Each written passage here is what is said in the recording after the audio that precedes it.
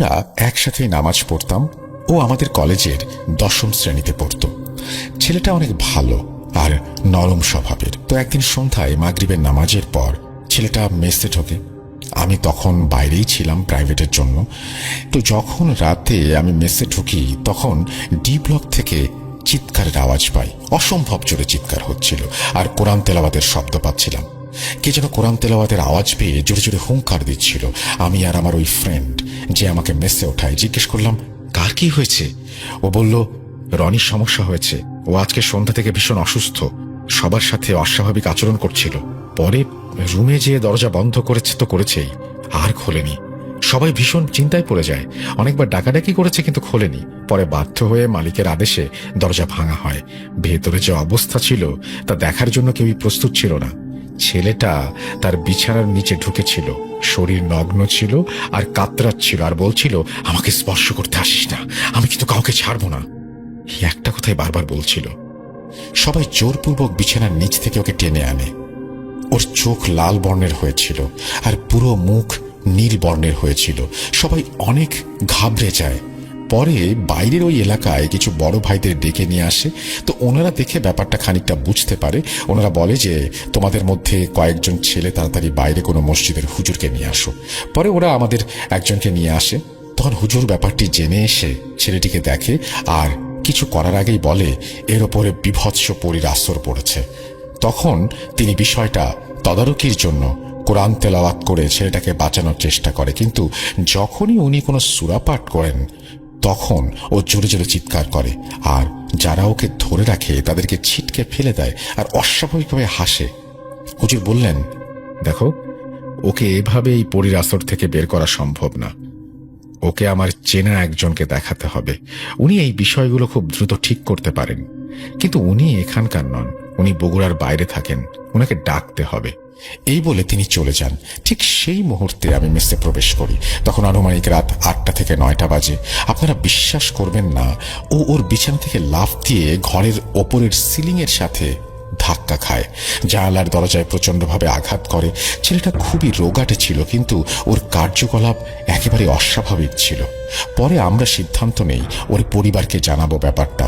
ওর বড় ভাইয়ের নাম্বার ছিল, তখন ওনাকে ফোন দেয়া হয়। ছেলেটা বাসা বগুড়া থেকে একটু বাইরে, সম্ভবত কালাই নামক একটা জায়গায়। ওনার আসতে একটু দেরি হয়। তখন রাত প্রায় 12টা বাজে। আমরা সেদিন পুরো সব ব্লকের যত মেম্বার ছিলাম কেউই ঘুমাতে পারেনি, সারা রাত জাগা। ছেলেটা ওইসব কার্যকলাপ করতে করতে একসময় হঠাৎ অজ্ঞান হয়ে যায়। তখন আমরা ওকে শুইয়ে রাখি। তারপর ওর ভাই আসে। তখন আনুমানিক রাত 2টা। আমরা সব ঘটনা খুলে বলি। উনি সব শুনে খুবই নিস্তব্ধ হয়ে পড়েন। আমরা ওনাকে বলি, ভাইয়া, ও তো জ্ঞান হারিয়ে ফেলেছে আর এখন অনেক রাত হয়েছে, যা দেখার কাল দেখা যাবে। আমরা সবাই যে যার ব্লকে গিয়ে শুয়ে পড়ি। কিন্তু ঠিক 4টার দিকে ও আবার চিৎকার চেঁচামেচি শুরু করে। আমরাও ঘাবড়ে যাই, এত রাতে কি করব আমরা। পরে ভাবলাম এইসব ভেবে আর লাভ নেই, ওই হুজুরটা আসলে তখনই ওর একটা ব্যবস্থা করা যাবে। পরের দিন সকালে আমরা ওর রুমে গেলাম। গিয়ে দেখলাম ও মেঝেতে উপুর হয়ে শুয়ে আছে, কিন্তু ওর শরীরে বিন্দুমাত্র শক্তি ছিল না, কারণ সে গতকাল কিছুই খায়নি। ওর হালকা জ্বরও ছিল আর মাথাটা প্রচন্ড হারে গরম ছিল।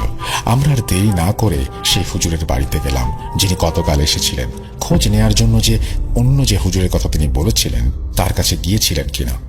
উনি বললেন তিনি গিয়েছিলেন এবং যাওয়ার পরপরই উনি কিছু বলার আগেই তাকে দেখে বলেন, তুমি চিন্তা করিও না, আমি ব্যাপারটা দেখছি আর আমি কালকে সন্ধ্যার দিকে ওইখানে যাব। কিন্তু তোমরা ওই ছেলের, রনির, যাকে পজেস্ট করেছে, সামনে আমার বিষয় নিয়ে কোনো কথা বলবে না। আমরা ওখানে আসছি। ও জানতে পারলে ওর পরই আরো বেশি ক্ষতি করবে। তো আমরা কথাটা শুনে চলে আসলাম। তখন সন্ধে প্রায় ঘনিয়ে এসেছে। হুজুর এশার নামাজ পড়ে ওই হুজুরকে সাথে নিয়ে আসলেন। তিনি মেসে ঢোকা মাত্রই রনির চোখ খোলে। ওর চেহারা দেখে আমরা হতবিহ্বল হয়ে পড়ি। পুরো চোখ লাল বর্ণের আর মুখমণ্ডল নীল আর ঠোঁট কুচকুচে কালো। ও বলতে থাকে, ওই লোকটি কেন এখানে এসেছে?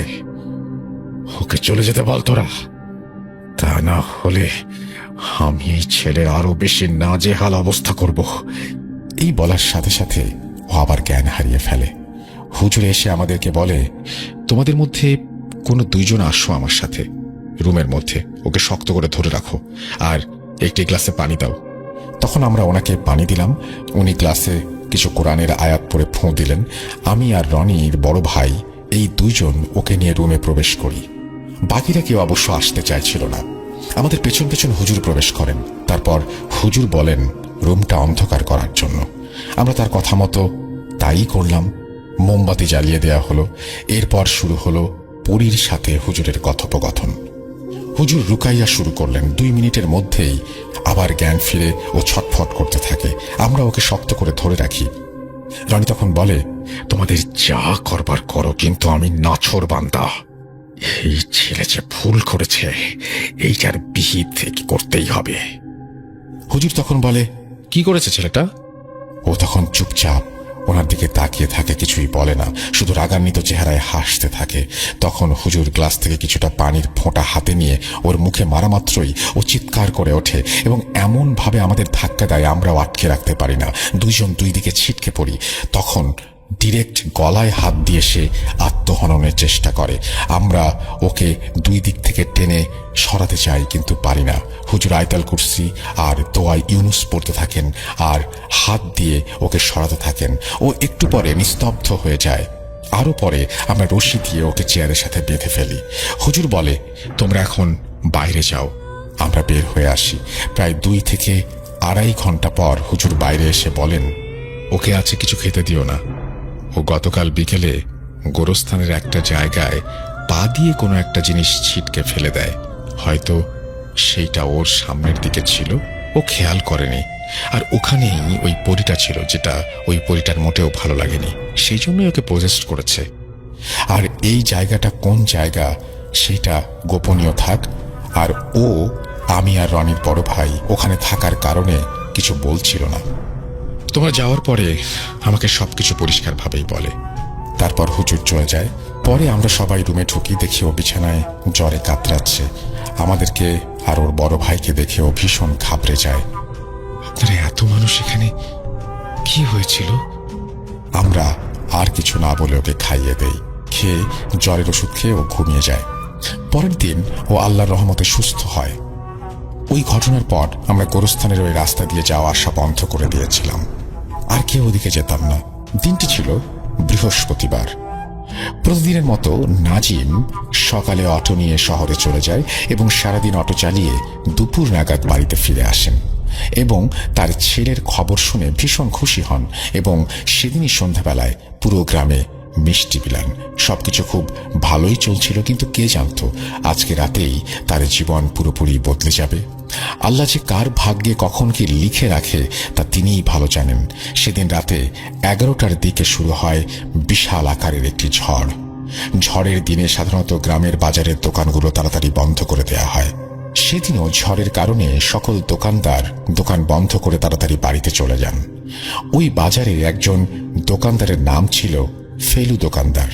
তার বাড়ি ছিল আমাদের গ্রাম থেকে প্রায় 10 কিলোমিটার দূরে কাঁকনহাট নামের একটা স্থানে। তিনি ঝড়ের সময় বাড়িতে যেতে না পারায় ভেতরে বন্ধ করে থেকে যান, কিন্তু ঝড় 12টা নাগাদ শেষ হয়ে গেলেও তিনি আর বাড়িতে ফেরেন না এবং অনবরত ফোন করা হলেও রিসিভ করেন না। এক পর্যায়ে তার পরিবারের লোকজন চিন্তিত হয়ে রাতে দোকানদারের পাশের দোকানদারকে ফোন দেয়, যার বাড়ি দোকানের পাশেই ছিল। পরে সেই দোকানদার এবং গ্রামের কিছু লোক ওই দোকানে এসে ডাকাডাকি করে, কিন্তু অনেক ডাকার পর যখন দোকানের ভেতর থেকে কোনো জবাব আসে না, তখন তারা দোকান খুলে দেখে সে মেঝেতে পড়ে আছে। পরে কাছে গিয়ে ডাকলে তারা দেখে তিনি মৃত। পরে গ্রামের লোকজন তার পরিবারকে খবরটি জানান। এই খবর শুনে তার পরিবার থেকে কিছু লোক রাতে এসে উপস্থিত হন এবং রাতের বেলায় সেই লাশটি নিয়ে যাওয়ার সিদ্ধান্ত নেন। যেহেতু সেই দোকানদারটির বাড়ি বেশ খানিকটা দূরে ছিল, তাই তারা রাতে নাজিমকে ফোন করে তার অটোটি নিয়ে যেতে বলে এবং নাজিমও তাতে রাজি হয়ে যায় এবং সেই রাতে অটো নিয়ে রওনা হয়। তারপর বাজারে গিয়ে লাশটি অটোতে তুলে তার বাড়িতে যেতে শুরু করে। কিন্তু সেই রাতে ঝড়ের কারণে অনেক গাছপালা ভেঙে পড়েছিল, যার কারণে নাজিমকে রাস্তায় যেতে বেশ বেগ পেতে হয়। অনেক জায়গায় অটো থামিয়ে গাছ ডাল সরিয়ে খুব কষ্টে তাকে যেতে হয়। অবশেষে তারা সেই ফেলু দোকানদারের বাড়িতে পৌঁছায়। কোনো প্রকার সমস্যা হয় না। কিন্তু নাজিম ভাই একা ওই দীর্ঘ ফাঁকা রাস্তা দিয়ে বাড়ি ফেরার সময় বেশ ভয় পান। পুরো রাস্তা জুড়েই তার মনে একটা অন্য রকমের ভয় কাজ করে। কিন্তু রাস্তার পাশে অনেক গাছ ভেঙে পড়ে থাকতে দেখে তিনি ভাবতে থাকেন তার বাড়ির পাশে রাস্তার ধারে কোনো গাছ বা ডাল ভেঙে পড়ে থাকলে তিনি জ্বালানি হিসেবে ব্যবহারের জন্য সেটা সংগ্রহ করবেন। যেই ভাবা সেই কাজ। তিনি বাড়িতে ফিরে অটোটি রাস্তায় রেখে বাড়ি থেকে সামান্য দূরে অবস্থিত একটি ব্রিজের অন্য পাশে গিয়ে দেখেন সেখানে বেশ কিছু ছোট বড় ডাল ভেঙে পড়ে আছে। তখন রাত 2:30 হবে। এত রাতে তিনি একা ওই শুনশান জায়গায় যেন অদৃশ্য শক্তি তাকে টানছে। আমাদের গ্রামের পরবর্তী গ্রামের নাম বিন্ধ্যপুর। দুই গ্রামের মধ্যবর্তী দূরত্ব 1 থেকে 1.5 কিলোমিটার হবে। আমাদের গ্রাম পেরিয়ে কিছুটা গেলেই একটা ব্রিজ পড়ে। সেই ব্রিজের আগে সবকিছু স্বাভাবিক থাকে, কিন্তু ব্রিজের ওই পারে গেলেই মনে হয় একটা অন্যরকম ভয় যেন জড়িয়ে ধরে। ব্রিজের পর থেকে রাস্তার দুই পাশে সারি সারি গাছ। এই গাছগুলো পেরিয়ে আবার শুরু হয়েছে এক পাশে তাল গাছের সারি, এরপর আবারও ছোট কালভার্ট। এখান থেকে একটা মাটির পার্শ্ব রাস্তা অন্যদিকে চলে গেছে এবং মেইন রোডের পাশেই রয়েছে একটি ঘন বাঁশঝাড়। বাঁশঝাড়ের ভেতরে আছে একটি পুকুর, কিন্তু বাঁশঝাড়টা এতই ঘন যে রাস্তা থেকে ভালোভাবে দেখা যায় না। এই বাঁশঝাড় কেন্দ্রিক অনেক ঘটনা আছে। সেই রাতে নাজিম বাড়িতে এসে তার বাবাকে ডেকে রাতেই দেখে আসে সেই ডালটি কাটতে আসতে চায়। এত রাতে ডাল কাটতে যেতে তার মা বাবা অনেক বারণ করে, কিন্তু সে কিছুতেই কারো কথা শোনে না এবং একটি দা নিয়ে বাড়ির বাইরে চলে যায়। কিন্তু তার কুকুরগুলো এসে তার পথ আটকায়। নাজিম ভাইয়ের বাসায় 2টি কুকুর ছিল এবং কুকুরগুলো নাজিম ভাইকে অনেক ভালোবাসতো। নাজিম ভাই যতক্ষণ বাড়িতে থাকতো কুকুরগুলো তার সাথেই থাকতো। তো যখন নাজিম ভাই বাড়ি থেকে বের হয় তখন নাজিম ভাইয়ের সেই কুকুর 2টি এবং তার সাথে আরেকটি অপরিচিত কুকুর, মোট 3টি কুকুর তার পথ আটকায়। এর মধ্যে যে কুকুরটি অপরিচিত ছিল সে বারবার নাজিম ভাইকে আটকানোর চেষ্টা করেছে এবং বারবার নাজিম ভাইকে কামড়াতে এসছে। কিন্তু অপরপক্ষে বাড়ির কুকুর 2টিও নাজিম ভাইকে আটকানোর চেষ্টা করেছে, কিন্তু তারা কোনো প্রকার কামড়ানোর চেষ্টা করেনি, বরং ওই অপরিচিত কুকুরটি থেকে নাজিম ভাইকে রক্ষা করে চলেছে এবং তারা কোনোভাবেই নাজিম ভাইকে সামনে এগোতে দিচ্ছে না। নানাভাবে তারা নাজিম ভাইকে আটকানোর চেষ্টা করছে। কেউ লুঙ্গি মুখে দিয়ে টানছে, কেউ গা ঘেঁষে ঠেলছে। এভাবে প্রায় 20 মিনিট ধরে তারা নাজিম ভাইয়ের পথ আটকানোর পর তাকে আটকাতে সফল হয়। অবশেষে নাজিম ভাই বলে যে, তোরা যখন আমাকে যেতেই দিবি না তোরা ঠিক আছে, আমি রাত যাচ্ছি না, আমি কালকে খুব সকাল সকাল যাব। এরপর তিনি বাড়িতে এসে নিজে খাওয়া দাওয়া করেন এবং তার কুকুরগুলোকেও খাওয়ান আর তারপর ঘুমোতে যান। কিন্তু তিনি একা ঘুমোতে পারেন না, তার খুব ভয় লাগতে থাকে।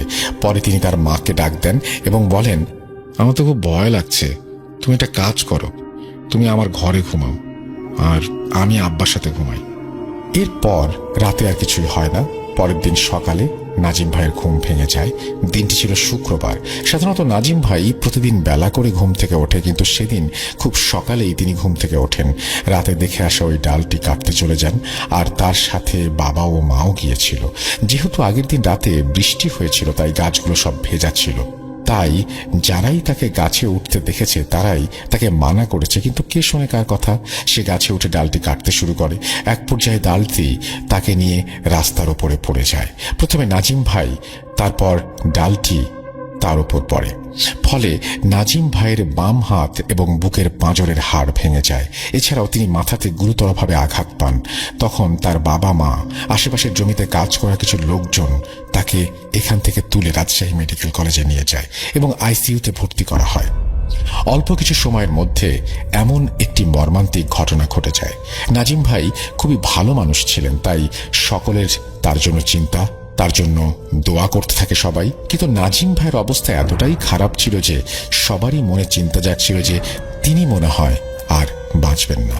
অপরদিকে আমাদের পাড়ার একজন বয়স্ক মহিলা, কিছু কারণবশত তার নাম এখানে লিখছি না, আমরা তার ছদ্মনাম দিচ্ছি জাহেদা বিবি। আমাদের গ্রামের সবাই জানে তার কাছে একটি জিন থাকে। এর প্রমাণও গ্রামবাসী অনেকবার পেয়েছে। যেমন কিছু বিপদের সংবাদ তিনি আগে থেকে বলে দিতে পারতেন। ঘটনাক্রমে নাজিম ভাইয়ের সাথে এই মর্মান্তিক ঘটনা ঘটার তৃতীয় দিন জাহেদা বিবিকে তার সাথে থাকা জিনটি জানান যে গত ঝড়ের রাতে ব্রিজের ওই পারে কিছু দুষ্টু জিনের আগমন ঘটেছে। তিনি আরও বলেন তারা নাকি একজন যুবক বয়সের ছেলের প্রাণ চায় এবং তারাই নাকি নাজিম ভাইকে সেই দিন গাছ থেকে ফেলে দিয়েছে। তিনি বলেন নাজিম খুড়া নিয়ে যাবেই, তাকে বাঁচানো কোনোভাবে সম্ভব নয়। আর শুধু যে নাজিমকে নিয়ে যাবে তাই না, এরপরও তারা কাউকে নিতে পারে। এতে গ্রামবাসী আতঙ্কিত হয়ে পড়ে।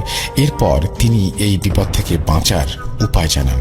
তিনি সবাইকে বলেন গ্রামের সকল যুবক ছেলেদের কাছ থেকে টাকা তুলে মসজিদে দান করতে এবং 1 কেজি মিষ্টি কিনে দুপুর 12টার মধ্যে সেই গাছটির নিচে রেখে আসতে।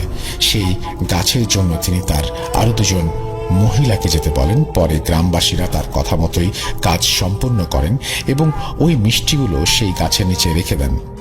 এই মিষ্টি নিয়েও আরেকটি অদ্ভুত ঘটনা ঘটে। গ্রামে চলমান এই অতি প্রাকৃতিক ঘটনা নিয়ে সকলেই আতঙ্কিত হয়ে থাকলেও গুটি কয়েক লোকজন এই বিষয়গুলো তেমন বিশ্বাস করত না। তাই সেই দিন মিষ্টি রেখে আসার পর গ্রামের 2 জন লোক সেই গাছের নিচে যায় মিষ্টিগুলো কি অবস্থায় আছে দেখার জন্য। কিন্তু অবাক করা কাণ্ড, যখন তারা দেখেন যে সেখানে মিষ্টি নেই এবং মিষ্টিগুলো যেই পাত্রে রেখে আসা হয়েছিল সেই পাত্রটি পর্যন্ত সেখানে ছিল না। তারা দুজনেই বেশ অবাক হন, কিন্তু পরক্ষণেই আবার ভাবেন হয়তো রাস্তার ধারে মিষ্টি পড়ে থাকতে দেখে কেউ খেয়ে নিয়েছে। কিন্তু তাদের এই ধারণাটি ভুল প্রমাণিত হয় যখন তারা পরের দিন সকালে সেই গাছের পাশ দিয়ে কাজের জন্য জমিতে যাওয়ার সময় মিষ্টিগুলো গাছের নিচেই দেখতে পান। গ্রামে এই ঘটনাটি সবার মধ্যে জানাজানি হয়ে যায়। সেই দিন সন্ধ্যায় গ্রামের আরো কিছু লোক ভয়ঙ্কর একটা অভিজ্ঞতার সম্মুখীন হয়। লোকটির নাম ছিল সাহেব আলী। সাহেব আলী ওই দিন সন্ধ্যাবেলায় কোনো কারণ ছাড়াই হাঁটতে হাঁটতে সেই ব্রিজের কাছে যান এবং ব্রিজের ওপর বসে থাকতে হঠাৎ খেয়াল করেন যে 7 বছর বয়সী নাতি ব্রিজের ওই পারে একা খেলা করছে। প্রথমে খানিকটা অবাক হলেও পরক্ষণে ভাবলেন খেলতে খেলতে মনে হয় চলে এসেছে। তাই কোনো রকম ধমক না দিয়ে বলেন, ওই তুই এখানে এই সন্ধ্যায় কার সাথে আসলি, আর তোর কানে আজান যায়নি? কিন্তু তার নাতি তার কোনো কথারই উত্তর দেয় না। এক পর্যায়ে তিনি তার নাতির ওপর ক্ষিপ্ত হয়ে তার নাতির কাছে গিয়ে হাত ধরে টানতে টানতে বাড়িতে আনতে শুরু করেন। এভাবে যেতে যেতে যখন তিনি ব্রিজটি পার হন তখন তিনি হঠাৎ থমকে দাঁড়ান। কোথায় তার নাতি? তিনি তো একা, দূর দূরান্তে কেউ নেই, কাউকে দেখা যাচ্ছে না। অথচ তার ঠিক মনে আছে ব্রিজে ওঠার সময় তিনি তার নাতির হাত ধরেছিলেন। তিনি ওই মুহূর্তে প্রচন্ড ভয় পেয়ে যান এবং আল্লাহর নাম নিয়ে জোরে এক দৌড়ে বাড়িতে পালিয়ে যান এবং বাড়িতে গিয়েই জ্ঞান হারান। পরে এই বিষয়টি জানাজানি হলে গ্রামের লোকজন আরো আতঙ্কিত হয়ে পড়ে। এই সময় জাহেদা বিবি সবাইকে বলেন যে আমাদের পাড়ার কোনো ছেলে যেন সন্ধ্যার পর ওই ব্রিজের ওই পারে বা ব্রিজে না বসে। যদি কেউ ওই ব্রিজের ওপরে বসে তাহলে ওই জিনগুলো তাদেরকে নিচে পানিতে ফেলে দেবে, আর সেখানে একবার পড়লে সেখান থেকে আর ফিরে আসার কোনো সুযোগ থাকবে না। এখানে বলে রাখি, ওই ব্রিজটির নিচে একটি বড় জলাশয় রয়েছে। পুরো বছরই প্রায় ভরা পানি থাকে। এরপর থেকে সন্ধ্যার পর আর কেউ ব্রিজে যেত না। এরপর থেকে আর তেমন কোনো সমস্যা হয়নি। এভাবে দেখতে দেখতে পুরো 8টি দিন চলে যায়। দিনটি ছিল 26 আগস্ট 2022। সেই দিন বিকেলে আমাদের ঋষিকুল মাঠে গার্লস স্কুলে নতুন ভবন উদ্বোধন উপলক্ষে একটি প্রোগ্রাম হচ্ছিল। আমরা সকলেই সেখানে উপস্থিত ছিলাম। এমন সময় নাজিম ভাইয়ের মৃত্যুর সংবাদ আসে। এই কথা শোনার পর আমাদের পায়ের নিচ থেকে মাটি সরে যায়। পুরো গ্রামে যেন একটা শোকের ছায়া নেমে আসে। গ্রামে অনেক লোক মারা গিয়েছে, কিন্তু গ্রামের লোকজন কখনো এতটা ভেঙে পড়েনি। রাত 10টার দিকে নাজিম ভাইয়ের লাশটি বাড়িতে আসে এবং রাত 11টায় তার জানাজা অনুষ্ঠিত হয়। তারপর 11:30-এ তার মাটি হয়। তখনকার সময়ে মাছ ধরাটা একরকম নেশাই ছিল। গ্রামের সবাই ওনাকে সেরা মাছ শিকারী বলেই জানত।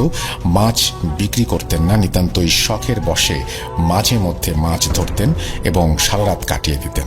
রাতের বেলা বিলে বা নদীতে একাই আশেপাশের গ্রামে বোয়াল মাছ ধরতে বড়শি নিয়ে চলে যেতেন। মাঝে মাঝেই ওনার সাথে ছোটখাটো ঘটনা ঘটত, কিন্তু সেগুলোকে তিনি খুব একটা পাত্তা দিতেন না। এমনই এক রাতে তিনি মাছ ধরতে গিয়েছিলেন আমাদের গ্রামের চিলাবিল নামক একটি বিলে। যে বিলের কথা আগেরবার আমি আমার ঘটনায় উল্লেখ করেছি। যারা গ্রামে থাকেন বা থেকেছেন তারা হয়তো জানেন, বৃষ্টি হলে প্রচুর মাছ বিল থেকে বিলের লাগোয়া ক্ষেতগুলোতে উঠে আসে। সেরাতেও প্রচুর বৃষ্টি হওয়ায় প্রচুর মাছ বিলের লাগোয়া ক্ষেতগুলোতে উঠে এসেছিল। বৃষ্টির পর আকাশ পরিষ্কার হয় এবং চাঁদ দেখা যায়। মাঝরাতের দিকে তিনি কেরোসিনের এক প্রকার বড় বাতি, যেগুলো দেখতে অনেকটা বদনার মতো, এমন একটি বাতি নিয়ে মাঝরাতে বিলের দিকে যান। বাঁশের তৈরি এক ধরনের চাটাই আছে যেগুলোতে পানি বের হতে পারে কিন্তু মাছ বের হতে পারে না। সেগুলো দিয়ে বেশ কয়েকটি ক্ষেত আটকে ছিলেন। শেষে পলো ও টোটার সাহায্যে শোল, মাগুর, গজার, বাইম ইত্যাদি মাছ ধরে ধরে ওনার পাত্রে রাখছিলেন। খুব মনোযোগ সহকারে মাছ ধরছিলেন বলে চারিদিকের পরিবেশ কেমন সেটা তিনি আর খেয়াল করেননি। কিন্তু হঠাৎ খেয়াল করলেন, এত মাছ ধরা পড়ার পরেও ওনার পাত্রে মাছ নেই। এত মাছ ধরছেন কিন্তু ওনার পাত্র খালি। তিনি তৎক্ষণাৎ কিছুটা বুঝতে পেরেছিলেন কিছু একটা আছে আশেপাশে, যেহেতু এসব বিষয় আগে থেকেই তার জানা ছিল। নানা আর দেরি না করে সোজা বাড়ির পথে হাঁটা ধরলেন। তখন মাঝরাত, যেহেতু জ্যোৎস্না আছে তাই তিনি মাছ ধরার কেরোসিন বাতিটা নিভিয়েই হাঁটছিলেন।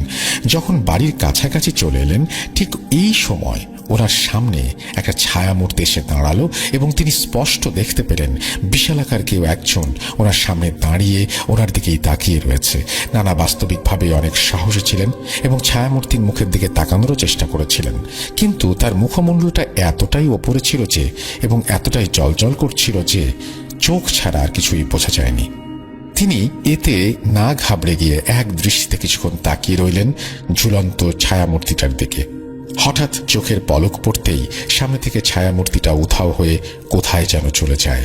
নানা প্রচন্ড রকমের ঘাবড়ে যান এবং দেরি না করে ঝটপট দোয়া পড়তে পড়তে বাড়ি চলে আসেন। পরের দিন মাছ ধরতে তার সাথে নিয়ে গেলেন ওনার চাচাতো ভাই হাবিব নামের একজনকে, যাকে সবাই হাবি নামে চেনে। সেদিন ওই দুজনের সাথে একই ঘটনা ঘটে। মাছ ধরে পাত্রে রাখছেন কিন্তু পাত্রে কোনো মাছ থাকছে না। ঠিক ওই মুহূর্তে হাবি নানা যা দেখলেন, নানার মাছের পাত্র থেকে সাদা চাদর মুড়ানো কিছু একটা যেন একটা মাছ নিয়ে পাশের ক্ষেতের আইলে বসে চপচপ করে খাচ্ছে। স্বাভাবিকভাবে হাবি এই দৃশ্য দেখা মাত্রই ভয় পেয়ে যান। নানাকে জানালেও নানাও সেদিকে তাকান এবং আগের রাতের কথা তার মনে পড়ে যায়। হাবি নানা যেহেতু নানার চেয়ে অনেক বয়সে ছোট ছিল, তাই উনি যেন ভয় না পায়, যেন নানা নিজের মনে সাহস এনে হাবি নানাকে বলল, এসব কিছু না, ওদ ওদ ওদ হচ্ছে ভোদর জাতীয় মাছ খেকো প্রাণী। ওকে ওর মতো করে খেতে দে আর চল বাড়ি ফিরে যাই। এই বলে নানা হাবি নানাকে নিয়ে ক্ষেত থেকে ডাঙায় উঠে যান। যখনই তারা পানি থেকে ওপরে উঠলেন, মনে হচ্ছে যেন বিলের ওপর দিয়ে জলোচ্ছ্বাস বয়ে যাচ্ছে আর কি যেন বলছে, আজকেও মাছ দিলি না, আজকেও না, আজকেও না। সাগরের ঢেউ এত গর্জন করে না যত গর্জন বিলের পানিতে হচ্ছিল ওই সময়। এরপর কাল বিলম্ব না করে নানা হাবি নানাকে নিয়ে প্রায় দৌড়ে চলে আসেন বাড়ির দিকে। মনে হচ্ছিল কেউ যেন তাদের পিছু নিয়েছে। বাড়ির ঠিক কাছাকাছি এসে হাবি নানা পেছন দিকে তাকিয়ে যা দেখেন তা তিনি জীবনেও ভুলতে পারবেন না। তিনি পিছন তাকিয়ে দেখেন ছুটে আসছে চাঁদের আলোতে স্পষ্টভাবে তার চেহারা দেখা যাচ্ছে। সে ছিল অনেক লম্বা আর কপালে একটা চোখ ছিল, চোখ দুটো ছিল বুকের মধ্যে। এই দৃশ্য দেখার পরে তিনি আর নিজেকে সামলাতে পারেননি, সেখানেই জ্ঞান হারিয়ে ফেলেন। নানা কোনোভাবে হাবি নানাকে টেনে হিঁচড়ে বাড়িতে নিয়ে এসে ধপাস করে পড়ে যান। তখন ফজরের আজান হয় এবং চারিদিকে আলো ফুটতে শুরু করে। এরপর দিনের বেলা জ্ঞান ফিরলে হাবি নানার জন্য গ্রামের হাকিম মুন্সি নামের এক হুজুরের কাছ থেকে পানি পড়া ও তাবিজ নিয়ে আসা হয়। হুজুর বলেছিলেন, তোমাদের পিছু নিয়েছিল মাছ খেঁকো এক ধরনের জিন। কোনো কারণে সে তখন মাছ শিকার করতে অক্ষম ছিল। তার হাতে পড়লে হয়তো অনেক ক্ষতি হতে পারত। যাই হোক, তাবিজ দিচ্ছি, যেখানেই যাবে তাবিজ সাথে রাখবে, আল্লাহর রহমতে কিছুই হবে না। ঘটনা এখানে শেষ হলে ভালোই হতো, কিন্তু এই ঘটনার রেশ আমাদের নানাকে নিঃস্ব করে দেয়। এর কয়েকদিন পর সবকিছু তারা প্রায় ভুলেই গিয়েছিল। নানা আবার মাছ ধরতে বের হলেন এবং বড়শি আগে থেকেই নদীতে গাঁথা ছিল। তিনি প্রায় মাঝরাতের দিকে বাড়ির পাশের নদীতে গেলেন। গিয়ে দেখলেন একটা বড় ছিপ বাঁকা হয়ে নাড়াচাড়া করছে। স্বাভাবিকভাবে বোয়াল মারার বড়শিতে বোয়াল ধরা পড়লে এরকম হয়। এখন পানিতে নেমে বড়শিটা উপরে তুলে নিয়ে আসতে হবে। নানা বড়শির ছিপ ওপরে আনার জন্য নদীতে নামলেন। প্রথম ডুব দিয়ে ছিপের গোড়া ধরতেই তিনি শুনতে পান অদ্ভুত এক শব্দ ওনার দিকে এগিয়ে আসছে। শব্দটা অনেকটা ঢোল বাজালে যেমন হয় বা হিন্দু ধর্মাবলম্বীদের দুর্গাপূজার সময় আমরা যেমনটি শুনে থাকি ঠিক ওই রকম। নানা পানি থেকে গলা ভাসিয়ে ভাবলেন কি হচ্ছে ওনার সাথে, আবার দেখবেন। তৃতীয় ডুব দিতেই উনি শুনতে পান সেই শব্দগুলো একদম কাছে চলে এসেছে। এবার তিনি সব বুঝতে পারেন এবং দেরি না করে তাড়াহুড়ো করে ওপরে উঠে বাড়ির পথে হাঁটা ধরেন। ঠিক এমন সময় কে যেন পেছন থেকে আবারও বলে, আজকেও দেরি না, ছাড়বো না, ছাড়বো না। নানা এবার রীতিমতো ভয় পেয়ে যান এবং বুঝতে পারেন এত তাড়াতাড়ি রাতের বেলায় এভাবে একা মাছ ধরতে আসাটা ওনার একদমই উচিত হয়নি। এরপর নানা দ্রুত বাড়িতে চলে আসেন। পরদিন সকাল থেকেই নানা ভীষণ অসুস্থ। ভয়াবহ রকমের ডিসেন্ট্রি এবং দুর্বলতা শুরু হয়। অনেক হুজুর কবিরাজ ডাক্তার দেখানোর পরেও কাজ হচ্ছিল না। এইভাবে 7 থেকে 8 মাস বিছানায় পড়ে থাকেন মৃত্যুশয্যার রোগীর মতো। সবাই ধরে নিয়েছিল যে তিনি আর সুস্থ হবেন না।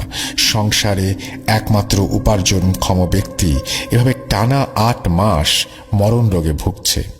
সংসার চালাতেও চিকিৎসার খরচ জোগাড় করতে জমি, গরু, বাছুর সব বিক্রি করে দেয়া হয়, কিন্তু কিছুতেই কোনো কাজ হচ্ছিল না।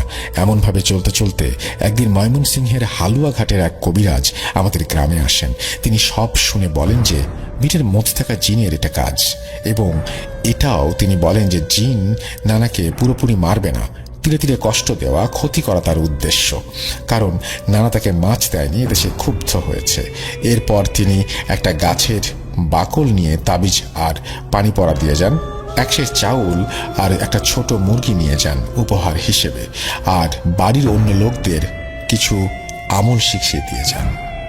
এরপর আল্লাহর অশেষ রহমতে নানা ধীরে ধীরে সুস্থ হতে থাকেন। এরপরেও রাতে মাছ ধরতে গিয়েছেন অনেকবার। উনি আর ডুব দিয়ে বা বেশি পানিতে মাছ ধরতেন না। আর আমি আমার নানিকে কোনোদিন পানিতে ডুব দিয়ে গোসল করতেও দেখিনি। তবে সেই মাছ না দেওয়ার খেসারত শারীরিক ও আর্থিকভাবে এভাবে দিতে হবে তা কেউ কোনোদিন চিন্তাও করেনি। তখন ক্লাস 8-এ পড়তাম। তো আমার বড় ভাই দুবাইতে থাকে, ইউএইতে। তখন দুর্গাপূজা ছিল। সাধারণত দুর্গাপূজার সময় আমরা রাতে ঘুরে বেড়াই। পুরান ঢাকা বলেন সব, যেহেতু আমার বাসা পুরান ঢাকা ছিল, পুরান ঢাকা থেকে আমরা রাতে ঘুরে টুরে সব ভাই বোন মিলে একসাথে আসতাম।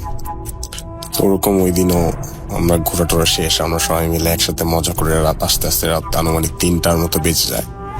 আমাদের ওখানে একটা এলাকা আছে, যারা পুরান ঢাকা থাকে তারা বুঝবেন। পুরান ঢাকা সূত্রাপুর থেকে যে যার বাসায় আলাদা হয়ে আমি একটু আমার ভাইয়ের সাথে, মানে আমার বড় দাদার সাথে একটু লেট করে আসি। তখন আমার দাদার সাথে আমার একটা ফ্রেন্ড ছিল, ফ্রেন্ডটাও আসে আমাদের সাথে। ওর একটা স্কুটি ছিল, স্কুটি নিয়ে আমরা রিক্সায় ছিলাম। আনফর্চুনেটলি ওই ভাইয়াটা ওই পথে অ্যাক্সিডেন্ট করে আমাদের বাসার কাছাকাছি এসে। অলমোস্ট আমরা চলে এসেছিলাম, তখন এসেই ও অ্যাক্সিডেন্টটা করে। অ্যাক্সিডেন্টটা করার পরে ওই আমাদের পুরান ঢাকা যারা থাকেন ওরা বুঝতে পারবেন যে এক গলির গেটের মধ্যে 5-6টা বিল্ডিং এর এন্ট্রেন্স, মানে একটা গলির মধ্যে 5-6টা বিল্ডিং এর এন্ট্রেন্স। আসল ঘটনাটা যে বিল্ডিংটাকে ঘিরে সেটা একটু বর্ণনা দিই। বিল্ডিংটা হচ্ছে 4 তলা, অত উঁচা না, আমরা সবাই জানি। আর আশেপাশে আরো 3টা বিল্ডিং ছিল, 2টা বিল্ডিং ছিল। ওইটা একটু কর্নার কার্ভ সাইডে, মানে একটু সাইডে ওই বিল্ডিংটা। আর আমি যতটুকু শুনেছি বলতে কি আমি নিজেও একটু দেখেছি, যতটুকু আমার মনে আছে, যে ছোট থাকতে মানে এই বিল্ডিংটা কনস্ট্রাকশন আগে এখানে একটা আম গাছ ছিল। আম গাছটার কিছু কিছু ঘটনা আছে। লেটার তারা মানে যে কর্তৃপক্ষ, বাড়িওয়ালা আঙ্কেল, ওরা করেছে আম গাছটা কেটে ওই জায়গার মধ্যে বিল্ডিংটা বানায়। তো বিল্ডিংটা 4 তলা বিল্ডিং। তো বিল্ডিংটা এরকম যে আমাদের গলির যে মেন গেটটা আছে, আপনি মেন গেট দিয়ে ঢোকার সাথে সাথে আপনি যখন ঢুকবেন, এন্ট্রি করবেন মেন গেট দিয়ে, আপনার চোখটা সোজা একটু বাঁকা হলে ওই বিল্ডিং এর যে থাকে না, মানে ছাদের সাইডের যে কার্নিশ গুলা, ওইখানে আপনার চোখটা যাবে। তো আমার ভাই ওই ভাইয়ার সাথে বসে কথা বলছিল। আমার ভাই বলেছিল, যেহেতু আমরা তখন নিচতলা থাকতাম, আমার বাসাটা ছিল সোজা ঢুকে ডান সাইডের বিল্ডিং এর যে এন্ট্রেন্স ওইটা। তো বললো যে গিয়ে এক গ্লাস পানি নিয়ে আয় ওর জন্য। তো আমি গেলাম। আমি জাস্ট, রাসেল ভাই বিশ্বাস করবে না, আমি গেটের মধ্যে একটা পা দিছি। কি ভেবে আমি জানি না, আমার মানে কি ভেবে ওই দিন আমি ওই জিনিসটার দিকে তাকালাম, আমার চোখটা হঠাৎ ঠিক ওই বিল্ডিং এর ওই ছাদের কার্নিশের দিকে গেছে।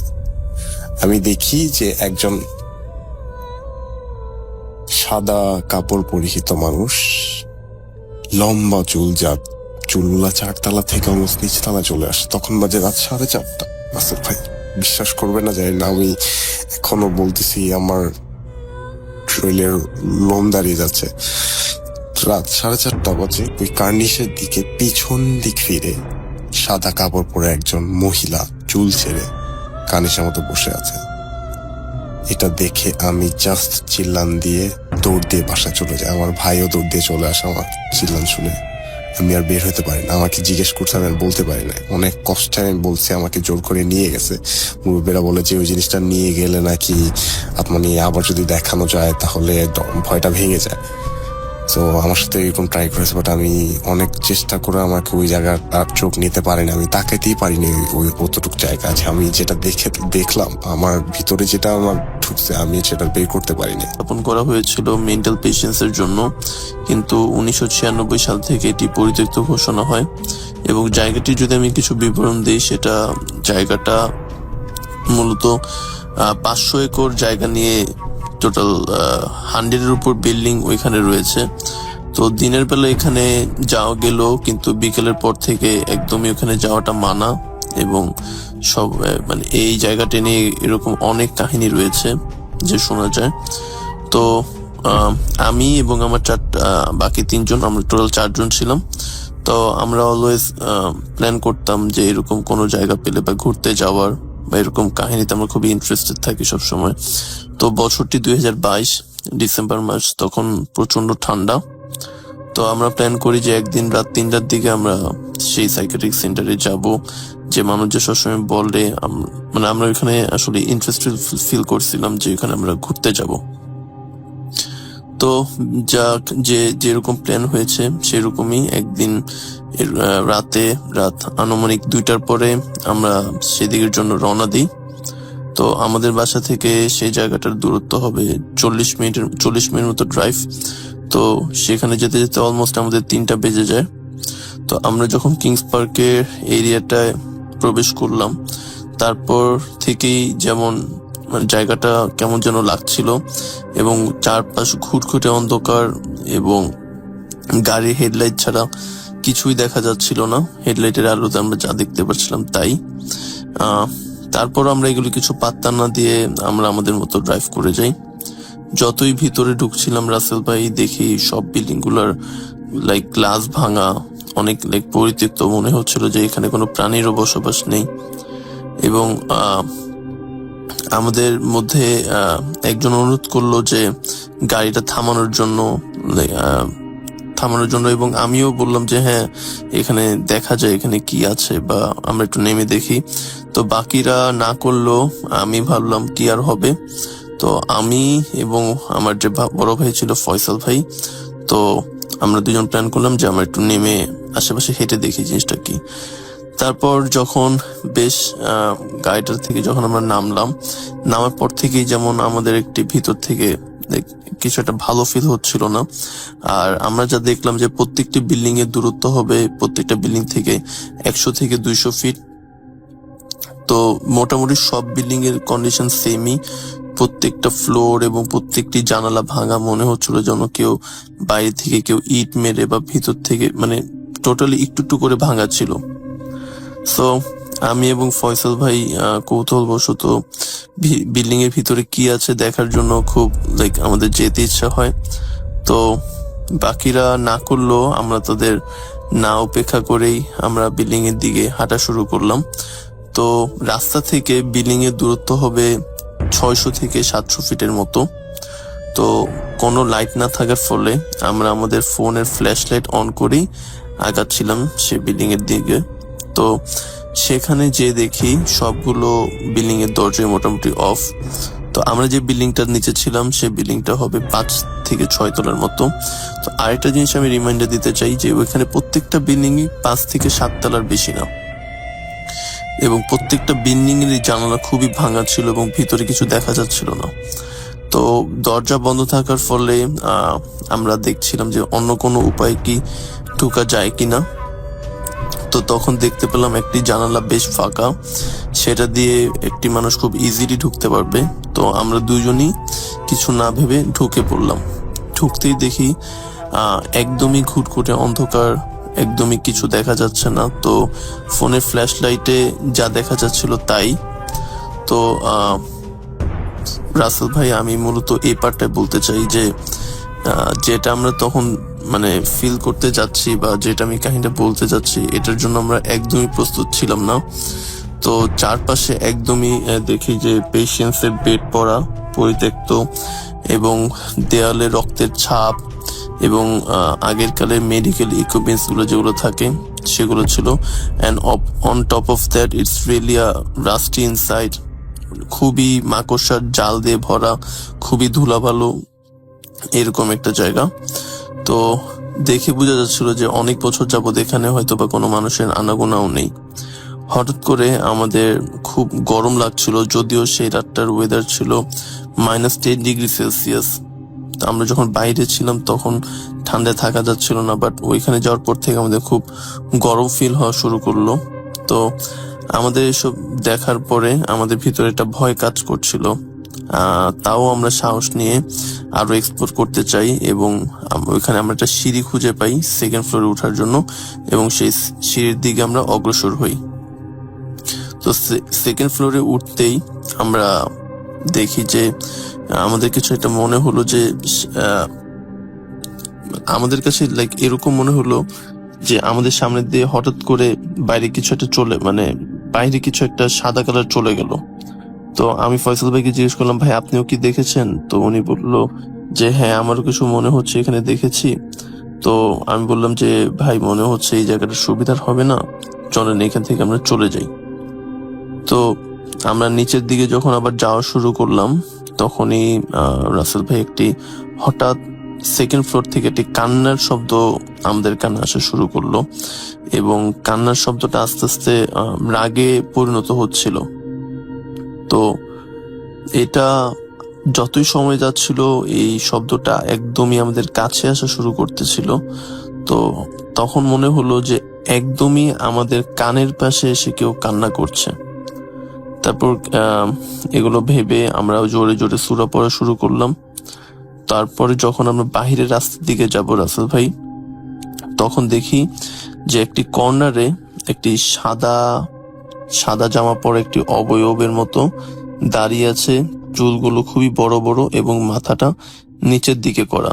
তো মাথাটা নিচের দিকে করার কারণে আমি আমরা তার চেহারাটা দেখতে পাচ্ছিলাম না।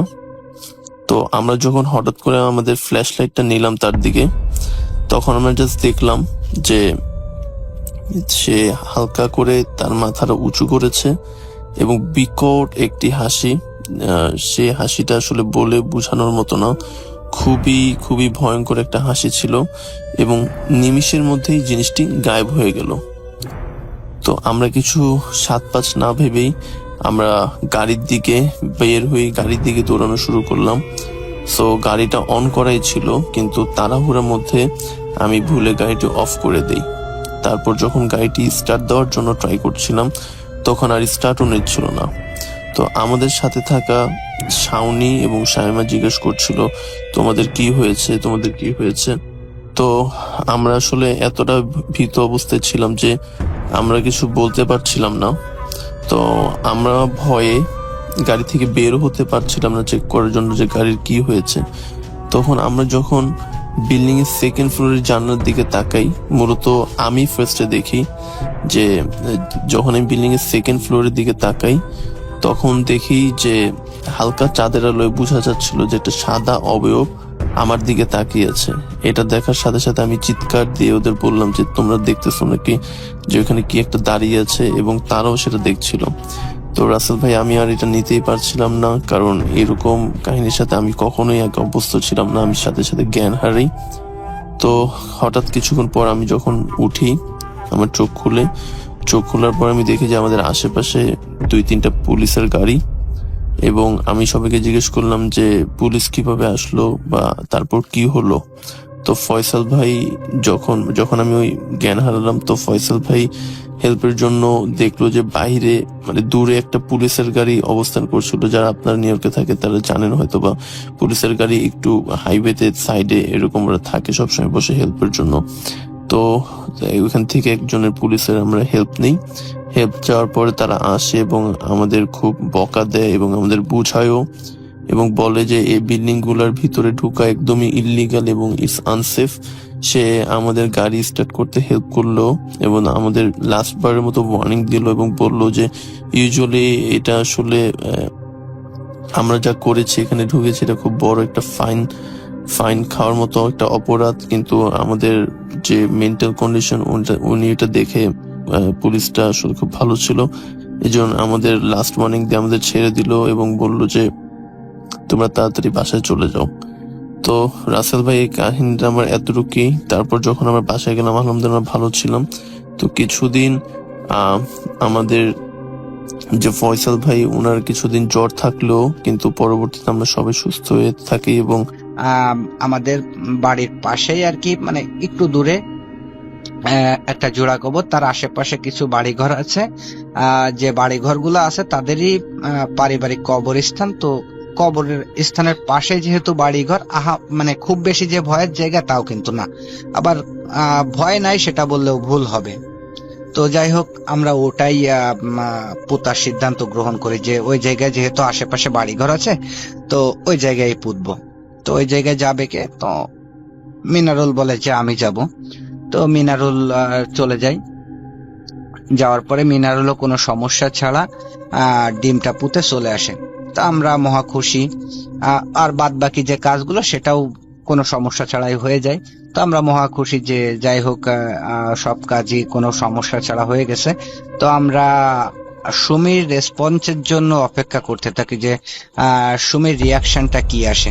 তো আল্লাহর রহমতে 1 সপ্তাহের ভিতরে সুমি আমার প্রতি দুর্বল হতে থাকে। একটা পর্যায়ে সুমি আমার প্রপোজাল অ্যাকসেপ্ট করে, আমাকে ভালোবাসতে শুরু করে। তো খুব সুন্দরভাবে দিনকাল কাটতেছিল, কোনো সমস্যা ছাড়া খুব ভালোভাবে দিনকাল কাটতেছিল। একটা সময় সুমির ফ্যামিলির থেকে সুমিকে বিয়ে দেওয়ার জন্য পাত্র দেখতে থাকে। তো সুমি আমাকে ফোন দিয়ে জানাই যে বিপ্লব, আমার জন্য তো ছেলে দেখতেছে, তো এখন আমি কি করব? তো আমি সুমিকে বলি তাহলে চলো একটা কাজ করি, আমরা বিয়ে করে ফেলি। তো সুমি আমার কথায় রাজি হয়ে যায়। তো আমি, মামুন, মিনারুল আর সুমির একটা দুলাভাই মিলে কোড ম্যারেজ করে ফেলি। তো কোড ম্যারেজ করার পরে সুমির মতো সুমির বাসায়, আমি আমার মতো পড়াশুনো করতে থাকি। এভাবেই দিনকাল কাটতে থাকে কোনো সমস্যা ছাড়া। সমস্যা শুরু হয় বিয়ের মাসখানেক পরের থেকে। সমস্যাটা হয় হঠাৎ করে একদিন মামুন আমাকে বলে যে ভাই, গতকাল রাতে আমি একটা স্বপ্ন দেখলাম। স্বপ্নের কোনো আগামাথা বুঝলাম না, কেন দেখলাম সেটাও জানি না। তো আমি মামুনকে বলি যে কি স্বপ্ন দেখছিস? তো মামুন আমাকে বলে যেরকম স্বপ্নে দেখতেছি যে একটা কালো অবয়ব আমার সামনে আসছে। সামনে আসার পরে আমাকে বলতেছে যে তোরা যে কাজটা করছিস আদৌ ভালো কাজ করিসনি, এর জন্য তোদের ফল ভোগ করতে হবে, তোদের মরতে হবে। এ কথা বলে অট্ট হাসি দিয়ে আমার সামনের থেকে চলে যায়, আমার ঘুম ভেঙে যায়। তো আমি মামুনকে বলি যে তুই যে স্বপ্ন দেখছিস এটা হয়তো বা দুঃস্বপ্ন। মামুনও আমার কথায় সায় দিয়ে আর কি মেনে নেয় যে হতে পারে। তো ওই দিন বিকাল বেলায় মিনারুলও আমার সাথে একই কথা বলে যে ভাই, আমি একটা স্বপ্ন দেখছি, তো কেন দেখছি, কি কারণে দেখছি তা জানি না। তো আমি মিনারুলকেও বলি যে কি স্বপ্ন, মিনারুলও আমার সাথে সেম কথাটাই বলে যে এরকম স্বপ্নটা হলো মানে আমি ঘুমানোর পরে আমার সামনে একটা কালো অবয়ব আসছে। কালো অবয়ব আসার পরে সে আমাকে বলতেছে তোরা যে কাজটা করছিস আদৌ ভালো কাজ করিসনি, এর ফল তোদের ভোগ করতে হবে, তোদের মরতে হবে। এই বলেই অবয়বটা অট্ট হাসিতে ফেটে পড়ে। যখনই হাসতে থাকে তখনই আমার ঘুম ভেঙে যায়। তো এটা শোনার পরে আর কি আমি একটু ভাবতে থাকি যে কেন হলো মিনারুল আর মামুনের সাথে। তো আমি কোনো কিছু বুঝতে পারতেছিলাম না। তো মিনারুলকেও আমি একই কথা বলি যে তুই দুঃস্বপ্ন দেখছিস। এরপরে মিনারুল আর মামুনের সাথে সমস্যা হলেও আমার সাথে কোনো সমস্যা হয় না। আমার সাথে সমস্যা হয় ওর 2 দিন পরে। আমি রীতিমতো রাতের বেলায় ঘুমাতে যাই, ঘুমের ভিতরে স্বপ্ন দেখি একটি কালো অবয়ব ও একটি সাদা অবয়ব, অর্থাৎ সাদা কালারের পোশাক পরে একটা অবয়ব আমার সামনে আসে। সামনে এসে ওদের মতো আমাকেও বলে কালো অবয়বটি যে তোরা যে কাজটা করছিস আদৌ ভালো কাজ করিসনি, এর ফল তোদের ভোগ করতে হবে, তোদের মরতে হবে। স্বপ্নটা দেখে ওই অট্ট হাসিতেই আমার ঘুম ভেঙে যায়। ঘুম ভেঙে যাওয়ার পরে আমি ভাবতে থাকি যে এরকম স্বপ্ন কেন দেখতেছি। আর একই স্বপ্ন 3 জন দেখলাম, তার মানে কোনো না কোনো সমস্যা আমাদের ভিতরে আছে, যার কারণে আমরা 3 জনই একই স্বপ্ন দেখলাম। তো আমি এই কথা মামুন আর মিনারুলের সাথে কোনো কিছু বলি না।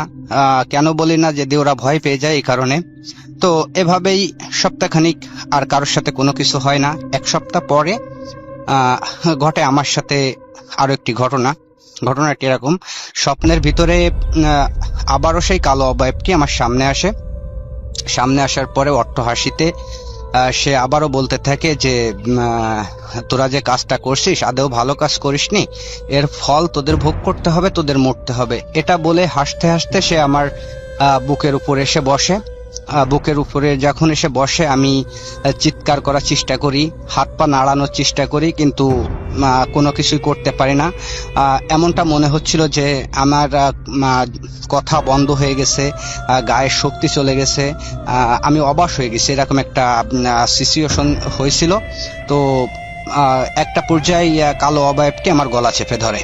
তো গলা চেপে ধরার পরে আমি অনেক চেষ্টা করি গলাটা ছাড়ানোর, চিৎকার করার, দোয়া কালাম যা পারি সেটা পড়ার, আল্লাহর নাম নেওয়ার, কিন্তু কোনো কিছুই আমি করতে পারি না। শুধু চেয়েছে দেখি যে সে আমার গলা চেপে ধরছে। একটা পর্যায়ে আমার নিঃশ্বাস বন্ধ হয়ে যাইতে থাকে। আমি ভাবতে থাকি আজই মনে হয় আমার শেষ দিন, আজই হয়তো আমি মারা যাব। এমন একটা পর্যায়ে ফজরের আজান ভেসে আসে। তো যখনই ফজরের আজান ভেসে আসে তখনই কালো অবয়বটি আমার গলা ছেড়ে দেয়। গলা ছেড়ে দিয়ে আমার বুকের উপর থেকে উঠে চলে যায়। চলে যাওয়ার সময় আমাকে বলতে থাকে যে আজকের মতো তুই বেঁচে গেলি, দ্বিতীয় দিন তোকে কে বাঁচাবে। এটা বলেই সে কালো অবয়বটি অদৃশ্য হয়ে যায়। আমার ঘুম ভেঙে যায়। ঘুম ভাঙার পরে আমি অনুভব করি যে আমার গলায় প্রচুর পরিমাণে ব্যথা, ঘাড় নাড়াতে পারতেছি না, গলায় প্রচুর ব্যথা। তো আমি আবারও ঘুমায় পড়ি। সকালবেলায় যখন ঘুম থেকে উঠে আয়নার সামনে যেয়ে দেখি আমার গলায় 2টা আঙ্গুলের দাগ হয়ে গেছে। তো আমি মিনারুল আর মামুনের সাথে রাতে ঘটে যাওয়া ঘটনাটি শেয়ার করি। তো মিনারুল আমাকে বলে যে আমরা যে মানে তুই যে ব্ল্যাক ম্যাজিকটা করছিস এর কোনো প্রভাব আমাদের উপরে আসতেছে কিনা, না হলে একই স্বপ্ন 3 জনে দেখা তো কোনোভাবে পসিবল না। তো আমি মিনারুলের কথাই সম্মত জ্ঞাপন করে বলি যে হলেও হতে পারে। তো মিনারুল আর মামুন বলে তাহলে এক কাজ করি, তুই যে কবিরাজের কাছ থেকে ব্ল্যাক ম্যাজিক করছিস ওই কবিরাজের কাছে যাই। তো যে কথা সেই কাজ, আমরা 3 জন কবিরাজের কাছে যাই। যাওয়ার পরে কবিরাজকে আমরা সব ঘটনা শেয়ার করি আমাদের সাথে ঘটে যাওয়া। তো কবিরাজ আমাদেরকে বলে যে তোমরা যেটা ভাবছো যে ব্ল্যাক ম্যাজিকের জন্য এরকম তোমাদের উপরে সমস্যা হচ্ছে, হলেও হতে পারে। যেহেতু তোমরা ডিম পুঁতে আসছো কবরে, তো কবরের যে বাসিন্দা শুয়ে আছে বা যে মৃত ব্যক্তি যারা আছে তাদের যে কারিন জিন, হয়তোবা তোমরা ডিম পুঁতে রাখাতে তাদের কোনো প্রবলেম হচ্ছে বা সমস্যা হচ্ছে, যার কারণে তোমাদের প্রতি তারা ক্ষিপ্ত, আর সেই ক্ষিপ্ততার কারণেই তোমাদের উপরে আক্রমণ করছে। তো টেনশন করার কোনো কিছু নাই, আমি 3টা তাবিজ তোমাদেরকে দিয়ে দিচ্ছি, তোমরা তাবিজ 3টা ব্যবহার করো, আল্লাহর রহমতে আর কোনো সমস্যা হবে না।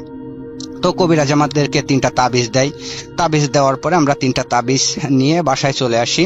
আল্লাহর রহমতে আর কোনো সমস্যা হয় না 2-3 মাস মতো। তো 2-3 মাস পরে আমাদের বাড়ির থেকে 6-7 কিলোমিটার দূরে একটা জায়গায় সাংস্কৃতিক অনুষ্ঠান হয়। তো আমরা 3 জন যাই সে সাংস্কৃতিক অনুষ্ঠান দেখতে বাড়ির থেকে সন্ধ্যাবেলায়। তো সাংস্কৃতিক অনুষ্ঠান শেষ হতে হতে রাত 2টা বেজে যায়। তো 2টার সময় আমরা ভাবছিলাম যে যেহেতু সাংস্কৃতিক অনুষ্ঠান হচ্ছে, অনেক লোক যাইবে, তো অনেক রাত হলেও হয়তো বা গাড়ি ঘোড়া যানবাহন পাবো, কিন্তু আমরা কোনো যানবাহন পাই না। তো আমরা যেহেতু যানবাহন পাই না, তো হাঁটতে হাঁটতে বাড়ি যাওয়ার সিদ্ধান্ত গ্রহণ করি। যে কথা সেই কাজ, আমরা হাঁটতে থাকি। তো হাঁটতে হাঁটতে একটা পর্যায়ে আমরা সিদ্ধান্ত নিই যে মেন রাস্তা দিয়ে যাইতে হলে আমাদের 6-7 কিলো পথ যাওয়া লাগবে, আর আমরা যদি একটা মানে অন্য সাইড দিয়ে যাই তাহলে আমাদের 3-4 কিলো পথ যাওয়া লাগবে। অর্থাৎ আমরা যদি মানে ভিতর রাস্তা দিয়ে যাই তাহলে হয়তো বা শর্টকাটে আমরা 3-4 কিলোর ভিতরে বাড়ি পৌঁছাতে পারবো। তো আমি মিনারুল আর মামুনকে বলি যে আমরা এই শর্টকাট রাস্তা দিয়ে যদি বাসায় যাই তাহলে আমাদের পথ কম হবে, হাঁটা কম লাগবে, আমরা শর্টকাট হয়ে যাই। তো মিনারুল মামুন আমার কথায় সম্মতি প্রকাশ করে। তো আমরা হাঁটতে থাকি। এখানে বলে রাখি, মেন রাস্তার থেকে শর্টকাট রাস্তায় যাইতেও আধা কিলো মতো পথ পড়ে আর কি শর্টকাট রাস্তা। তো আমরা মেন রাস্তা দিয়ে হাঁটতে থাকি। তো যখনই আমরা শর্টকাট রাস্তায় ঢুকবো তার কিছুক্ষণ আগে আমরা লক্ষ্য করি যে আমাদের সামনে একটা মহিলা হেঁটে যাচ্ছে, কালো বোরকা পরা। তো আমরা চিন্তা করলাম যে অনুষ্ঠান দেখতে গেছিল, হয়তো বাসার দিকে যাচ্ছে। তো আমরা কোনো কিছু না ভেবে হাঁটতে থাকি, গল্পগুজব করতে থাকি। তো একটা পর্যায়ে ওই মহিলাটা আমরা যে রাস্তা দিয়ে শর্টকাটে ঢুকবো ওই রাস্তার মোড়েই আর কি দাঁড়িয়ে যায়। দাঁড়ানোর পরে মহিলাটি বাগানের দিকে হাঁটতে থাকে আর বলতে থাকে, তোরা যে কাজটা করছিস আদৌ ভালো কাজ করিসনি, এর ফল তোদের ভোগ করতে হবে, তোদের মরতে হবে। এই কথা বলেই আর কি বোরকা পরা মহিলাটি বাগানের ভিতরে ঢুকে যায়। তো এই কথা শুনতে শুনতে আমরা দাঁড়িয়ে যাই। তো পিছন থেকে দেখি একটা হুজুর আমাদের সামনে আসে, মানে হুজুর আসে আর কি পিছন থেকে। তো আমরা মনের অজান্তেই হুজুরকে সালাম দিই। হুজুর সালামের উত্তর নেয়। হুজুরের সাদা পাঞ্জাবি পরা ছিল, মুখ ভর্তি দাড়ি, মনে হলো যে 70-75 বছর বয়স, সেরকমই আর কি। তো সালামের উত্তর নেয়। উত্তর নেওয়ার পরে হুজুরটা আমাদেরকে বলে যে তোমরা শর্টকাট রাস্তা না যেয়ে মেন রাস্তা দিয়ে বাড়ি চলে যাও, তোমাদের জন্য ভালো হবে। তো আমরা এটা বলেই হুজুর আর কি আমাদের পাশ কাটিয়ে চলে যাই। তো চলে যাওয়ার পরে আমরা বলি যে দূর, এই মেন রাস্তা দিয়ে যাইতে গেলে 6-7 কিলো পথ হাঁটতে হবে, শর্টকাটে গেলে আমাদের পথ কম হবে, আমরা এই রাস্তা দিয়ে যাব। তো হুজুরের কথার কর্ণপাত না করে আমরা শর্টকাট রাস্তা ধরি। এখানে শর্টকাট রাস্তার একটু বর্ণনা দিয়ে রাখি। শর্টকাট রাস্তার আমরা যেখান থেকে শর্টকাটে ঢুকছি ওখান থেকে একটা গ্রামের পরে একটা মাঠের পরে কিছু বাগান, আর বাগান পার হয়ে একটা শ্মশান, আর শ্মশানটা পার হলেই আধা কিলো 1 কিলো দূরে আমাদের বাসা। তো আমরা গল্পগুজব করতে থাকি, হাঁটতে থাকি, গ্রাম পার করি, মাঠও পার করি। মাঠ পার করে আমরা যখন বাগানের মাঝামাঝি পর্যায়ে আসি তখনই আমাদের সামনে একটা প্রাণী লাফ দিয়ে রাস্তার এপাশ থেকে ওপাশে চলে যায়। প্রাণীটা ছিল, আসলে প্রাণীটার বর্ণনা দেওয়া সম্ভব, বাট প্রাণীটা যে কি সেটা আমি জানি না। অনেক জিওগ্রাফি চ্যানেল দেখি, বাট কখনো এরকম প্রাণী দেখি নাই। প্রাণীটা ছিল, মুখটা ছিল বানরের মতো, হনুমানের মতো, আর লেজটা ছিল বানরের থেকে লম্বা, অর্থাৎ বানরের হনুমানের তো দেখা যাচ্ছে কালো মুখ হনুমান আমাদের যশোর কেশবপুরে পাওয়া যায়, তার লেজ তো 2 হাত 2.5 হাত মতো লম্বা হয়, কিন্তু এর লেজটা ছিল 5-7 হাত লম্বা। আর ক্যাঙ্গারো যেমন সামনের 2টা পা খাটো, ঠিক এরও সামনের 2টা পা খাটো ছিল। তো ক্যাঙ্গারো তো আমাদের বাংলাদেশে থাকা সম্ভব না, তো প্রাণীটা কি এটাই আমরা 3 জন ভাবতে থাকি, 3 জনই একসঙ্গে দেখি। তো আমরা নিজেদের মনকে বিভিন্নভাবে সান্ত্বনা দিই যে হতে পারে কোনো প্রাণী, হয়তো বানরও হতে পারে। তো যাই হোক, আমরা আবারও হাঁটতে থাকি। হাঁটতে হাঁটতে একটা পর্যায়ে শ্মশানের কাছে চলে আসি। আমরা যখন শ্মশান থেকে 200-300 মিটার দূরে থাকি, তখনই মানে রাতের বেলা তো অন্ধকার, তো 200-300 মিটার দূরে যখন থাকি, তো মনে হচ্ছিল এতটাই অন্ধকার জায়গাটা যে আমাদের নিজেদের শরীর আমরা নিজেরাই দেখতে পাচ্ছি না, এরকম একটা অবস্থা, এরকম অন্ধকার আর কি। তো ওই অন্ধকারের ভিতরেই আমরা হাঁটতে থাকি। হাঁটতে হাঁটতে একটা পর্যায়ে আমরা দেখি যে আমরা শ্মশানের মাজায় দাঁড়ানো। তো আমরা শ্মশানের মাজায় দাঁড়ানো, মানে শ্মশানের মাজায় আমরা যখন দেখি, তখন আমরা একটু অবাক হই যে কিভাবে সম্ভব, আমরা তো রাস্তা দিয়ে হেঁটে যাচ্ছিলাম, শ্মশানের ভিতরে কিভাবে আসলাম? আমরা তো রাস্তায় ছিলাম, শ্মশানে কখন আসলাম? তো এই কথা ভাবতে ভাবতেই শুরু হয় ঝড়। ঝড়ের সাথে পৈশাচিক সেই হাসি। আসলে ঝড় হচ্ছিল এত পরিমাণে যে গাছপালা সবই আমাদের গায়ের উপরে এসে পড়বে, সেরকম একটা অবস্থা, কিন্তু কোনো বাতাস আমাদের গায়ে লাগে না। আর হাসির শব্দটা সময়ের সাথে সাথে বাড়তে থাকে, সময়ের সাথে সাথে হাসির শব্দ বাড়ে, আর হাসির সঙ্গে কিছু পরিমাণ কান্নার শব্দ, আর্তনাদের শব্দ। তো আর্তনাদটা ওই আগের আর্তনাদের মতোই, যে ব্ল্যাক ম্যাজিক করার সময় যে আর্তনাদটা শুনছিলাম, মানুষ মারা গেলে যে মানে মৃত্যু যন্ত্রণা ভোগ করার সময় যে পরিমাণে কষ্ট হয়, ওই কষ্টর কারণে যে শব্দটা হয়, সেরকমই একটা শব্দ। আসলে সেটা বলে বোঝানো সম্ভব না যে কেমন শব্দ। যাই হোক, তো এতটাই শব্দ যে একটা মানুষ আসলে সেই শব্দ মানে শব্দ সহ্য করার মতো ক্ষমতা একটা মানুষের হওয়ার কথা না। তো আমরাও রীতিমতো সহ্য করতে পারতেছিলাম না, একটা পর্যায়ে আমরা দৌড়ানোর চেষ্টা করি বা দৌড়ানোর সিদ্ধান্ত গ্রহণ করি। তো 3 জনের হাত ধরে আমরা দৌড়ানো শুরু করি। এখানে বলে রাখি, শ্মশানের দক্ষিণ পাশে মাঠ, তো আমরা মাঠের দিকে দৌড়ানো শুরু করি। মাঠের দিকে দৌড়াতে দৌড়াতে একটা পর্যায়ে ঝড়ও নাই, কোনো শব্দও নাই। তা আমরা চিন্তা করি হয়তো আমরা সেফ জায়গায় চলে আসছি। তো আমরা দাঁড়িয়ে যাই। দাঁড়িয়ে যাওয়ার পরে আমি মিনারুল আর মামুনকে বলতে থাকি আমাদের তো বাড়ি পৌঁছানো লাগবে, আর বাড়ি যাইতে হলে তো শ্মশানের ওই রাস্তা ধরে যেতে হবে। তো এই সিচুয়েশনে শ্মশানের রাস্তা দিয়ে যাওয়া হয়তো বা আমাদের ঠিক হবে না। তো মামুন আমাকে বলে যে এই আমরা যদি আরেকটু দক্ষিণ দিকে হেঁটে যাই, হেঁটে পশ্চিম দিকে যাই মাঠের ভিতর দিয়ে, তো পশ্চিম পাশে একটা রাস্তা আছে, ওই রাস্তা ধরে আমাদের বাড়ি যাইতে পারবো। তো আমরা বলি যে আচ্ছা ঠিক আছে, তাহলে ওই রাস্তা দিয়ে যাই, আমরা শ্মশানের রাস্তা দিয়ে যাব না। তো আমরা হাঁটতে থাকি। আনুমানিক 2 থেকে 3 মিনিট হাঁটার পরে আমরা দেখি আবারও সেই শ্মশানের মাজায়। তো আবারও যখন শ্মশানের মাজায় দেখি, তখন একটু অবাক হই, কারণ আমরা তো শ্মশানটা পিছনে রেখে আসছি। আমরা তো উত্তর দিকে দক্ষিণ দিকে দৌড়াইছি, আর শ্মশানটা হওয়ার কথা উত্তর দিকে। তো শ্মশানের ভিতরে যখন আমরা দেখি, তখন রীতিমতো আমাদের গলার পানি শুকিয়ে যায়, আর ভাবতে থাকি আজই মনে হয় আমাদের শেষ দিন। তো যাই হোক, আমরা 3 জনের সাথে বলি যে এখন কি করা যায়। আমরা সূরা কালাম যা পারি, দোয়া দুরুদ যা পারি সেটা পড়তে থাকি, আল্লাহর নাম নিতে থাকি। এর ভিতর আবারও সেই ঝড়, সেই পৈশাচিক চিৎকার, সেই হাসি। নিজেদেরকে আর সামলে রাখতে পারতেছিলাম না, এতটাই ভয় পাচ্ছিলাম।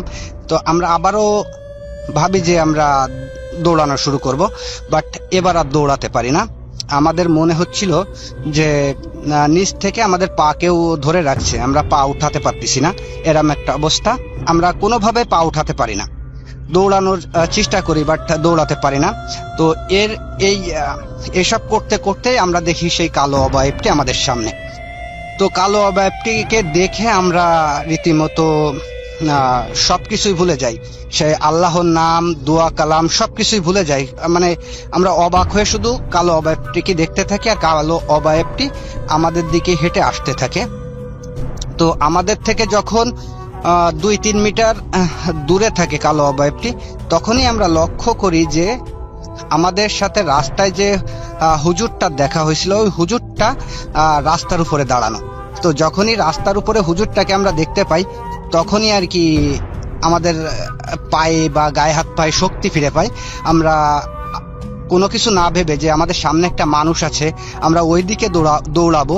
তো সেদিকে না দৌড়াইয়ে আমরা আবারও সেই মাঠের দিকে দৌড়ানো শুরু করি। দৌড়াতে দৌড়াতে এক পর্যায়ে দেখি যে আমরা 2 জন আছি, অর্থাৎ মিনারুল আর আমি আছি, মামুন আমাদের সাথে নাই। তো আমরা মামুনের খুঁজতে থাকি। তখন আর কোনো শব্দ নাই, কোনো বাতাস নাই, কোনো কিছুই নাই। আমরা মামুনের নাম ধরে চিৎকার করে ডাকতে থাকি, কিন্তু কোনো সাড়া শব্দ পাই না। অনেকক্ষণ খোঁজাখুঁজির পরে একটা জমির ভিতরে মামুনকে পাই, অজ্ঞান অবস্থায়, কাদামাটি মাখানো। তো আমরা মামুনের জ্ঞান ফেরানোর চেষ্টা করি, বাট কোনোভাবে জ্ঞান ফেরে না। তো আমরা যেখানে মামুনকে খুঁজে পাই, তার উপরেই আর কি কিছু বাড়িঘর, অর্থাৎ মাঠের শুরুতে যে বাড়িঘরগুলা থাকে সেই বাড়িঘর আর কি। তা আমি আর মিনারুল সিদ্ধান্ত নিই যে মামুনকে কাঁধে করে বাড়ির ভিতরে নিয়ে যাব। নিয়ে যাওয়ার পরে বাড়ি যারা আছে তাদেরকে সবকিছু খুলে বলবো, বলে তারপরে মামুনের জ্ঞান ফেরানোর চেষ্টা করব। তো যে কথা সেই কাজে আমরা মামুনকে কাঁধে তুলি। যখনই আমরা মামুনকে কাঁধে তুলি, তখনই ফজরের আজান দেয়। আর ফজরের আজান দেওয়ার সঙ্গে সঙ্গে মামুনের জ্ঞান ফিরে আসে। আর জ্ঞান ফিরে আসার সঙ্গে সঙ্গে মামুন চিৎকার করতে থাকে যে আমি মরতে চাই না, আমি বাঁচতে চাই, আমাকে ছেড়ে দাও, আমি মরতে চাই না। তো আমরা মামুনকে শান্ত করি। শান্ত করে মাঠের উপরে যে বাড়ি দেখতে পাই, বাড়ির ভিতরে ঢুকি। তো বাড়ির ভিতরে ঢুকার পরে দেখি যে একটা মহিলা, তো হয়তো বা নামাজ পড়ার জন্য উঠছে। মহিলা আমাদেরকে দেখে মহিলা চিৎকার দেয় ভয়ে। তো চিৎকার শুনে বাড়ির পুরুষ মানুষ বের হয়ে আসে। পুরুষ মানুষরা আমাদেরকে বলে যে তোমরা কারা, কোথা থেকে আসছো। তো আমরা আমাদের পরিচয় দিই। পরিচয় দেওয়ার পরে সেই পুরুষ লোকটা আমাদের আব্বুদেরকে আর কি চেনে। তো আমাদের কাছে জিজ্ঞাসা করে, এত ভোরবেলায় তোমরা কোথা থেকে আসছো, গায়ে কাদামাটি মাখানো কেন? তো আমরা সেই পুরুষ লোকটার সাথে সব কথা শেয়ার করি যে আমাদের সাথে কি কি ঘটছে। তো পুরুষ লোকটা আমাদের কথা শুনে যে বলে যে আচ্ছা ঠিক আছে, তোমরা এক কাজ করো, তোমরা তো অনেক ভয় পাইছো, তা চলো মসজিদের ইমামের কাছে যাই, ওনার কাছ থেকে একটু ঝাড়ফুঁক করে পানি পড়ে দিবে, তোমরা সেটা নিয়ে বাড়ি চলে যাও।